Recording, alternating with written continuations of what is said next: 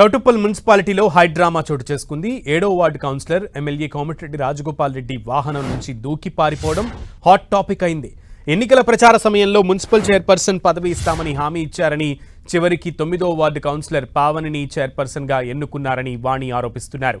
ఇక అయితే ఆమెను బుజ్జగించేందుకు రాజగోపాల్ రెడ్డి ప్రయత్నించగా ఆయన కారు నుంచి దూకి వాణి పారిపోయారు. రోడ్డుపై పరిగెత్తారు. చైర్మన్ పదవి ఇస్తామని చెప్పి మోసం చేశారంటూ కౌన్సిలర్ వాణి ఆరోపిస్తున్నారు.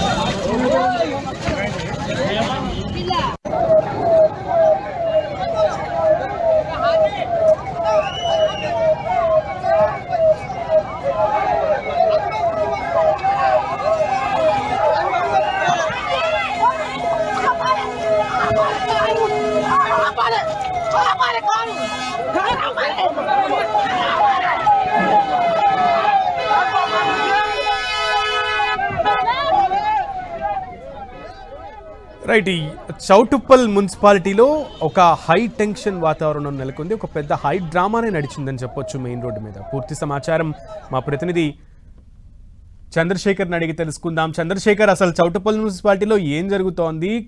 కౌన్సిలర్ వాణి డైరెక్ట్గా రోడ్ల మీద పరిగెత్తేటువంటి పరిస్థితి ఎందుకు వచ్చింది? కారులో నుంచి దూకినటువంటి సిచ్యువేషన్కి వాణి ఏం చెప్తోంది? బలరాం, ఈ రోజు ఇటు మున్సిపల్ చైర్మన్, వైస్ చైర్మన్ ఎన్నిక సందర్భంగా చౌటుప్పల్లో హైవే మీద హైడ్రామా చోటు చేసుకున్న పరిస్థితి ఉంది. అదేవిధంగా కాసేపు ఉద్రిక్త వాతావరణం కూడా నెలకొంది.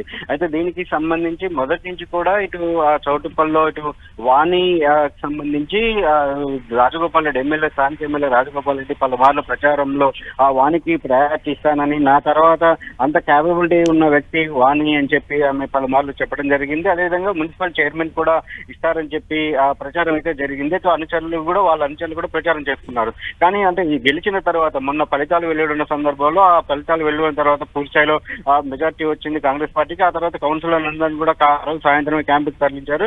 అయితే ఈ రోజు తిరిగి వస్తున్న క్రమంలో అంటే క్యాంప్ లో ఉన్నప్పుడే ఇక్కడ 9వ వార్డుకు చెందినటువంటి పావని రమేష్ ని చైర్మన్ గా ఎన్నుకోవాలని చెప్పి అక్కడ నిర్ణయించుకోవడంతో అప్పటి నుంచి కూడా కొంత ఏదైతే అంటే వాణి దంపతులు కొంత ముభావంగా ఉన్నారు. దానికి సంబంధించి ఎమ్మెల్యేతో కూడా పలుమార్లు చర్చించినప్పటికీ వాళ్ళని సముదాయించే ప్రయత్నం చేశారు. ఆ సముదాయించే క్రమంలోనే ఈ రోజు ఇక్కడికి వస్తున్న క్రమంలో అందరినీ కూడా ప్రత్యేక బస్సులో మున్సిపాలిటీకి, చౌటుప్పల్ మున్సిపాలిటీకి తీసుకొచ్చారు. కానీ వాణిని మాత్రం అంటే కొంత అసంతృప్తి ఉంది కాబట్టి ఆమెను సముదాయిద్దామని చెప్పి ఆయనను మాత్రం ఇటు వాణిని మాత్రం తమ సొంత కారులో రాజగోపాల్ రెడ్డి తీసుకొని వస్తున్నారు. ఈ క్రమంలోనే అక్కడికి వచ్చి అంటే 100 మీటర్ల దూరంలో మొత్తం చెక్ పోస్ట్ ఏర్పాటు చేసి పోలీసులు బారికేడ్లు ఏర్పాటు చేసి ఓన్లీ కౌన్సిలర్లు, వాళ్ళ సంబంధించిన వాళ్ళని, పాసులు ఉన్న వారిని మాత్రమే, మీడియాని మాత్రమే అనుమతిస్తున్నారు. ఆ క్రమంలో అక్కడ బారికేడ్ తీసుకున్నప్పుడు కారు కొంత స్లో కాగానే వెంటనే వాణి అత్త, అదేవిధంగా వాళ్ళ కుటుంబ సభ్యులు అక్కడికి వచ్చి మనం విజువల్స్ లో కూడా చూడవచ్చు, ఆమె బలవంతంగా డోర్ ని ఓపెన్ చేయడం, వెంటనే వాణి కారు దిగి పారిపోవడం అనేది చోటు చేస్తుంది. అసలు ఒక్కసారిగా జరిగిన ఘటనతో అక్కడ ఉన్నటువంటి కాంగ్రెస్ శ్రేణులతో పాటు ఎమ్మెల్యే రాజగోపాల్ రెడ్డి కూడా ఒకంత షాక్ కు గురయ్యారు.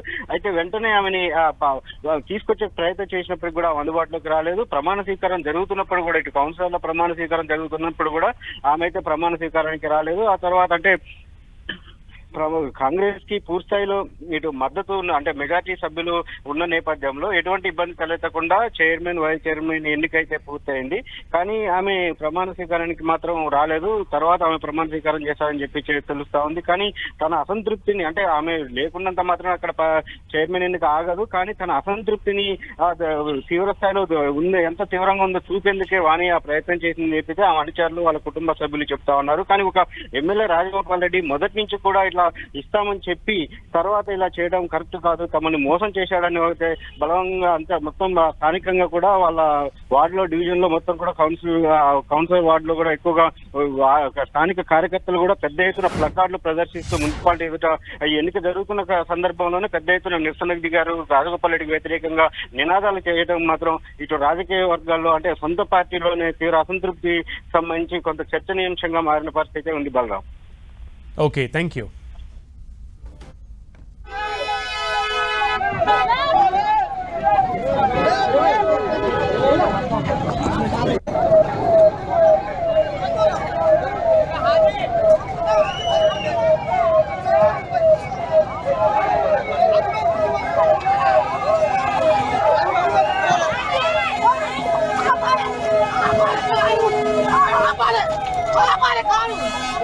Vale,